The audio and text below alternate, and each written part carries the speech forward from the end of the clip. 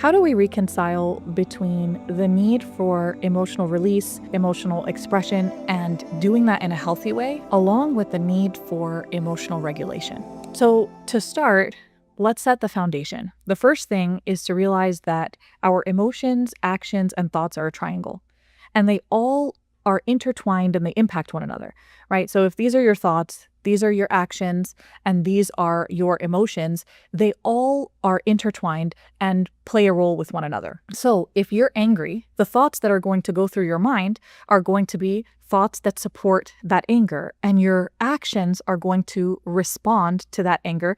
You're going to respond in an angry way. And so, how do we navigate that feeling along with releasing it in a healthy way and emotionally regulating ourselves? When we talk about emotional regulation, it's important for our own health, but it is primarily important for our relationships. And so that's where actions play a role. Emotional regulation has to do with action. There's nothing wrong with feeling the feeling.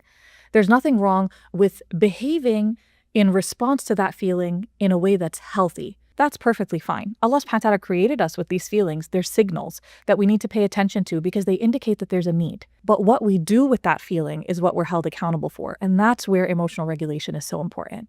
Because somebody who feels angry and responds in anger, what happens in their relationship with the other person? It's damaged.